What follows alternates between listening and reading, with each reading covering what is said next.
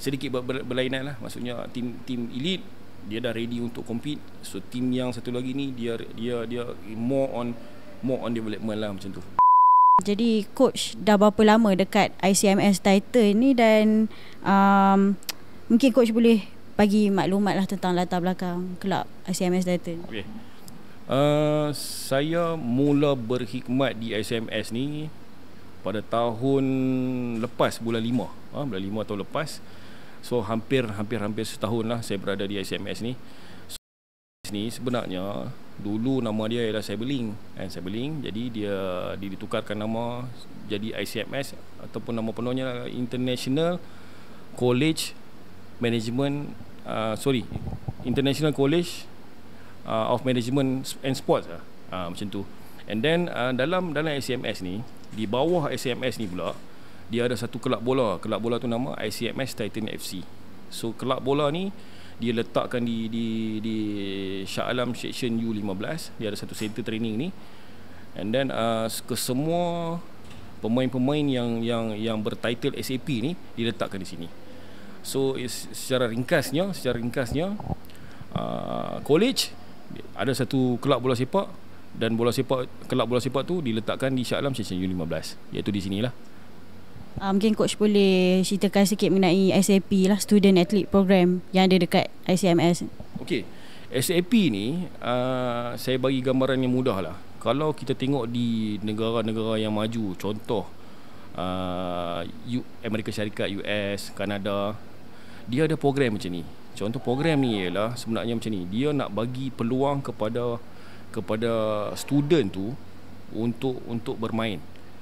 Untuk bermain maksudnya kita tak orang kata apa, tak tekan sangat kepada akademik, tapi dalam masa yang sama kita bagi peluang kepada student tu untuk nak bermain.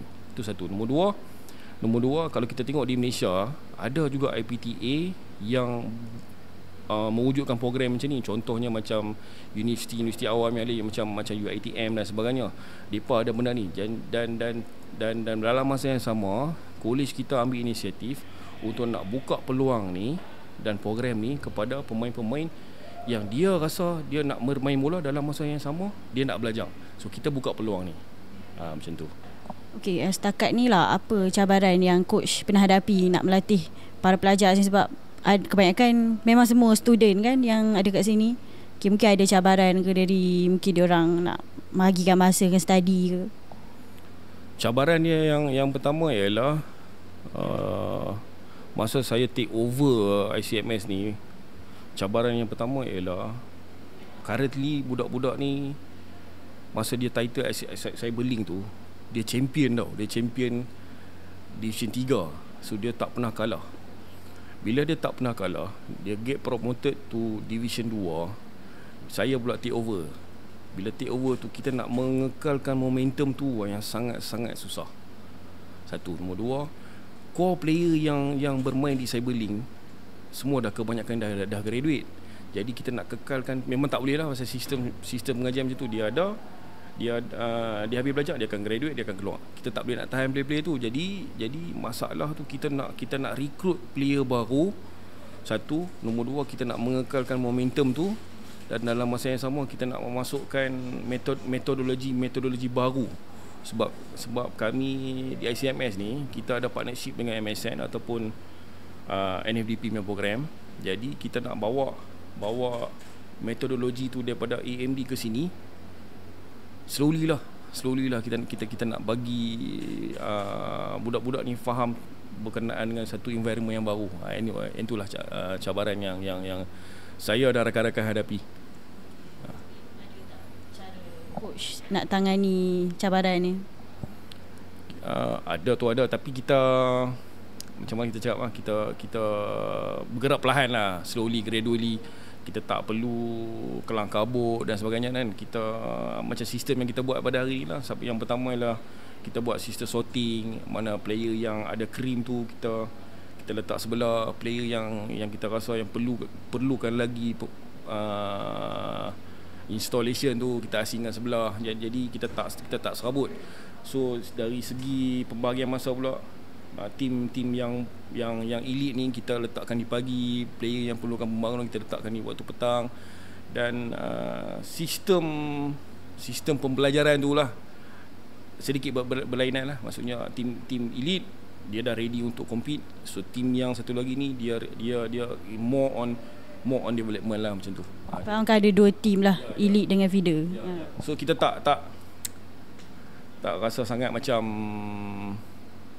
ada masalah besar lah tentang tu, sebab dengan pengalaman kami yang ada, insya-Allah dapat membantu budak-budak ni, insya-Allah. Dari segi pencapaian pula mungkin coach boleh kongsikan, sekarang ni ICMS berada bermain untuk Liga APT Division 2. Okay. Saya orang yang realistik. Macam saya cakap tadi, kita nak mengekalkan momentum yang di awal tu, tim-tim senior yang saya beli yang tadi tu.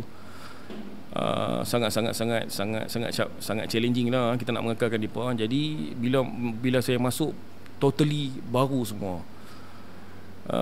Saya sangat realistik dan saya dah menjangkakan benda ni. Bila kita masuk main Piala Menteri, kita pun tak boleh bagi result. Kita main di Liga APT 3 game tu kita hanya menang 1 game. Jadi secara keseluruhannya prestasi kita tu saya anggap okey lah. Di lalasan yang okey. Jadi walaupun tim kita tak boleh bagi result dari segi tim, maksudnya kita tersangkut di peringkat kumpulan, tapi alhamdulillah kita berjaya produce players individually seramai 6 orang bermain di Liga Presiden. Ada 6 orang. Jadi alhamdulillah lah.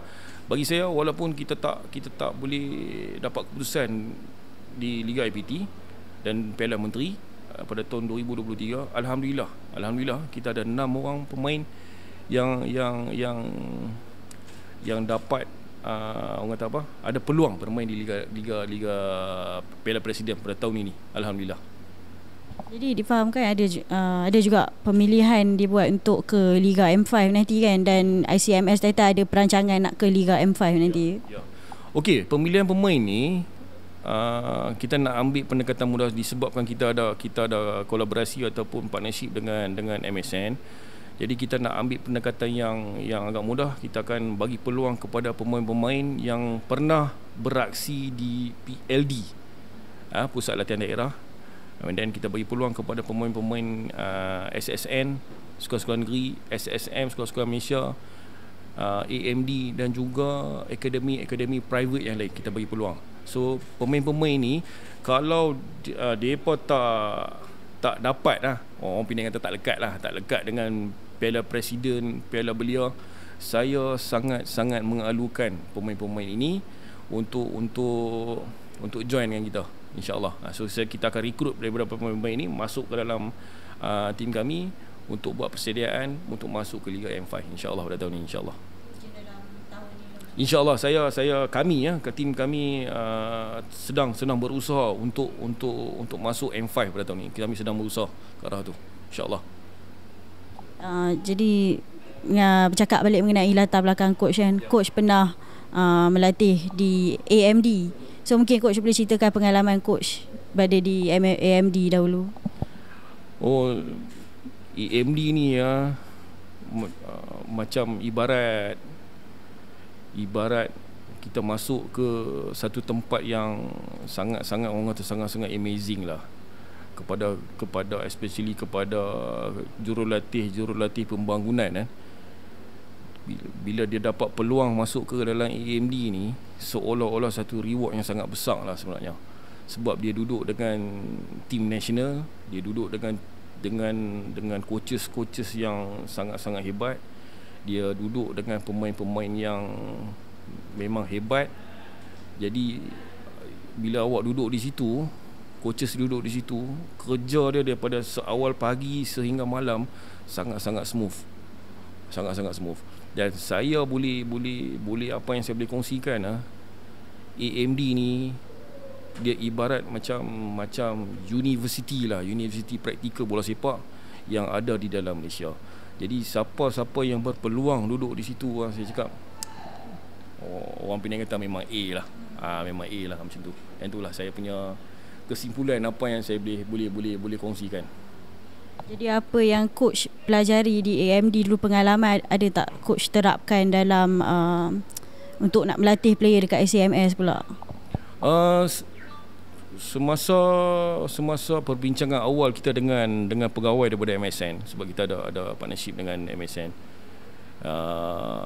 metodologi itulah yang kita nak bawa ke dalam ICMS tu sebenarnya. So dari segi sudut latihan, persediaan dan sebagainya, walaupun kita tak boleh tiru 100%, kan, at least dalam 60 ke 70% kita bawa datang ke sini, insya-Allah. Dan dalam masa tempoh setahun ni kita dah buat pun. Walaupun kita menghadapi banyak cabaran dan halangan, saya tetap optimis lah, sebab itu sebagai tanggungjawab saya yang diarahkan oleh MSN. Saya buat sama exactly sama macam AMD. Apa yang AMD buat, kita buat di sini. Tak ada sedikit pun kekurangan, malah lebih lagi ada. Macam tu, insya-Allah. Akhir sekali, apa harapan coach lah pada untuk kelab ICMS title ni, dan mungkin coach ada apa-apa nak bagi tahu dekat followers? Harapan saya kalau peringkat 80 Akademi Tunas, tempat akhirnya ialah di AMD. Macam tu. So saya punya vision, saya punya mission, saya punya expectation, saya punya dream, kalau PLD final stage je lah di ICMS lah, macam tu. So kita nakkan kalau boleh pemain-pemain yang superb, yang awesome, yang outstanding, nak sangat masuk sini. Kita akan usaha ke arah tu, insya-Allah. Jadi kepada pemain-pemain yang tak terpilih tahun ni, yang tak terpilih untuk bawah 18 tahun, Piala Belia, Piala Presiden, yang tak terpilih ataupun tak terpilih untuk Piala Piala bawah 23 tahun, tak terpilih, jangan rasa kecil hati, jangan rasa down. Anda masih lagi ada peluang, anda boleh masuk, mencuba nasib di ICMS, dan apa yang rasa saya boleh bantu, saya bantu, insya-Allah, untuk merealisasikan impian anda, insya-Allah. Kita akan bantu, insya-Allah.